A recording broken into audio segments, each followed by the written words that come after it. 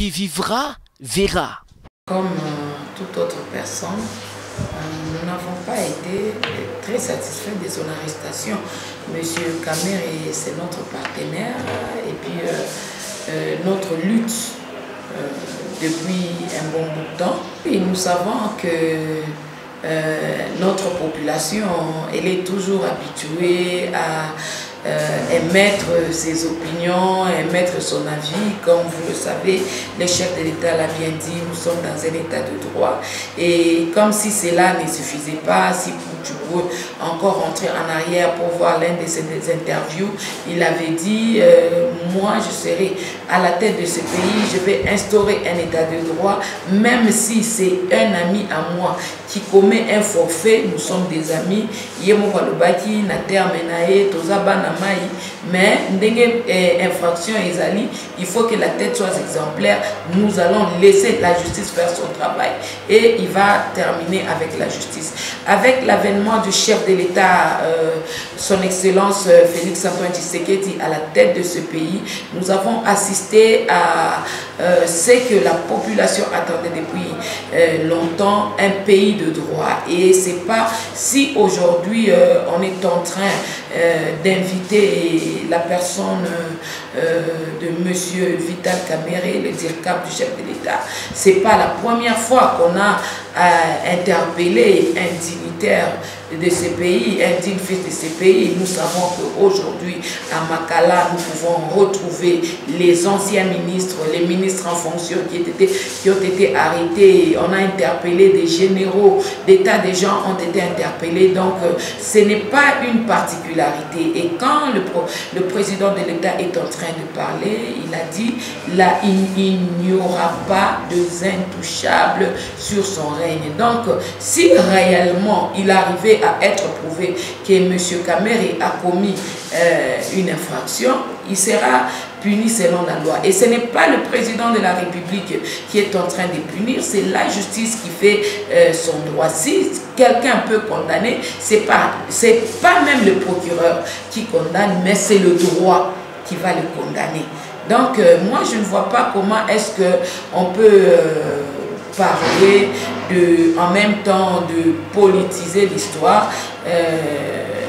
L'UNC reste jusque-là, reste encore notre allié principal dans cette lutte et dans l'exercice du pouvoir. C'est ainsi que je dirais en passant qu'on a parlé du ministre des Affaires foncières, soi-disant que celui qui voulait, il avait démissionné, mais ce sont des racontards que nous entendons sur les réseaux sociaux. Lui-même l'a démenti. C'est de même, si on peut arriver à prouver que M. Vital Kamerhe, le DIRCAP du chef de l'État, est trempé dans cette histoire de corruption, l'UNC n'est pas Vital Kamerhe. Le peuple congolais doit savoir qu'un parti politique n'est pas composé d'une seule personne. Et même la tête du parti peut être rotative. Nous avons des partis aux États-Unis, en France. Ces partis-là ont été créés depuis longtemps, mais ils continuent à changer de présidence. Donc, si aujourd'hui on peut avoir des griefs à reprocher auprès de M.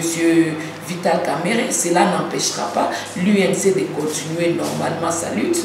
L'UNC va continuer, l'infraction est individuelle et il sera jugé lui-même. Le parti va continuer, l'accord n'a pas été fait avec Kamerhe en tant que personne, mais ça a été fait avec Kamerhe en tant que président de l'UNC. Donc, s'il n'est pas présent, il y aura toujours quelqu'un qui prendra office du président de l'UNC. Aujourd'hui, nous avons au sein de l'UDPS Kabound Akabound qui est président à l'intérim de l'UDPS. Pourquoi? Puisque le président de la République qui était président de l'UDPS en son temps, je disais Félix Antoine Tshisekedi, maintenant qu'il est à la présidence de la République, il ne peut pas faire le cumul, il est empêché. Alors, il a mandaté quelqu'un pour faire son intérim. Ainsi, si nous trouvons que le DIRCAP sera empêché pour un long moment, il va aussi nommer un président intérimaire continuer les activités, les actions de l'UNC. Je ne vois pas comment est-ce que la population peut s'agiter ou essayer un peu de chercher à politiser cette histoire. Je veux juste demander à toute la population et particulièrement aux militants de l'UNC de garder leur calme, puisque jusque-là, le président de l'UNC est mis sous mandat d'arrêt provisoire. Donc, demain, après-demain ou même aujourd'hui, il peut sortir de la prison. Et comme c'est un mandat d'arrêt provisoire, étant donné que c'est une personne qui est connue avec un domicile fixe, on peut juste demander pour lui la liberté provisoire le temps que le dossier est en train de se faire examiner. Il peut sortir de la prison n'importe quand, même aujourd'hui il peut quitter, le temps qu'on est en train d'arranger, d'examiner le dossier. Cela ne peut pas empêcher que le parti puisse évoluer, et à tous les membres, nous avons tous eu à réclamer un pays des droits. Aujourd'hui que nous avons le pays des droits, essayons de faciliter la tâche à notre chef de l'État afin qu'on puisse arriver là où le chef de l'État veut nous amener. Donc réellement à un État là où il y aura des intouchables et que tout le monde, que ce soit un riche ou un pauvre, seront égaux devant la loi.